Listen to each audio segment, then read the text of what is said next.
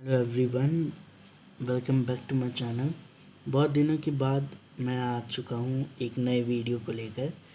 आज हम लोग करने जा रहे हैं organising chapter business studies class 12 commerce का चैप्टर नंबर 5 है ये। ऑर्गेनाइजिंग होता क्या है? तो ऑर्गेनाइजिंग एक प्रोसेस है डिफाइनिंग एंड ग्रुपिंग एक्टिविटीज़, जहाँ पर हम लोग डिफाइन करते हैं और ग्रुपिंग करते हैं एक्टिविटीज़ का and establishing authority relationships among them, और अथॉरिटी रिलेशनशिप्स को इस्टेब्लिश करवाते हैं। The process of organising consist of the following steps. यहाँ पर कुछ स्टेप्स हैं, जैसे कि identification and division of work, departmentalisation, departments को क्रिएट करना, फिर असाइनमेंट ऑफ ड्यूटीज़ को असाइन करना, इस्टेब्लिशिंग रिपोर्टिंग रिलेशनशिप को असाइन करना। तो अब हम लोग देखते हैं importance of organising. Importance of organising में लिखिए, organising is considered important. Organising को इसीलिए इम्पॉर्टेंट कंसीडर किया जाता है because it leads to division of work, clarity in reporting relationships, optimum utilization of resources, growth, better administration and greater creativity। तो अब हम लोग देख रहे हैं ऑर्गेनाइजेशनल स्ट्रक्चर। तो ऑर्गेनाइजेशनल स्ट्रक्चर एक फ्रेमवर्क होता है within which managerial and operating task are performed. It can be functional और डिविजनल। वो फंक्शनल भी हो सकता है, डिविजनल भी हो सकता है। स्पैन ऑफ मैनेजमेंट क्या होता है? तो span of management is the number of subordinates under a superior. एक सुपरियर में कितना सबऑर्डिनेट्स है? तो वो हो गया स्पैन ऑफ मैनेजमेंट। ठीक है, number. Functional structure groups activities on the basis of functions. The advantage of such a structure are specialization, better control, managerial efficiency and ease in training employees. Employees को train करने में मदद मिलता है, easy हो जाता है।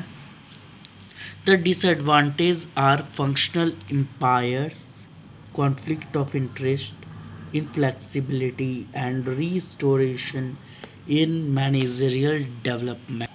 Then next, divisional structure.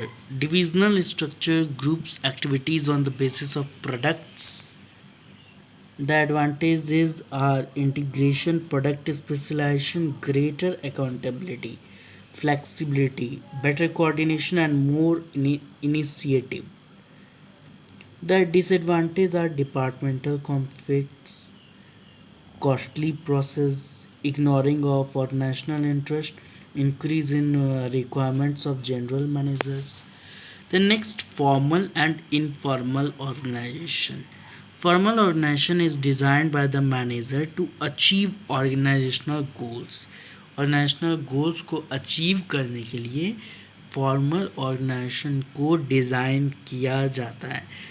Its advantages are fixation of responsibility, clarity of roles, unity of command and effective accomplishment of goals। तो उसका डिसएडवांटेज हो जाएगा procedural delays, inadequate recognition of creativity, limited in scope। ठीक है। Informal organization arises out of interaction amongst people at work. Its advantages are speed, fulfillment of social needs, feels inadequacies of formal structure. Its disadvantages are disruptive force, resistance to change and priority to group interest. The next, delegation. Delegation is the ये बहुत important process है, इसको याद करनी है।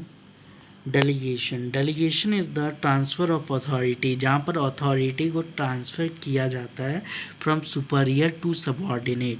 It has 3 elements: authority, responsibility and accountability.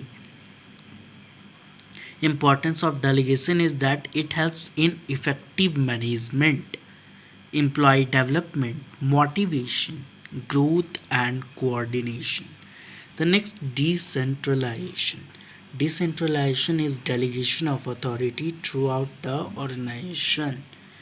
Importance of delegation is that it helps in development of managerial talent, quick decision making, reducing burden on top management, development of initiative, growth, and better control.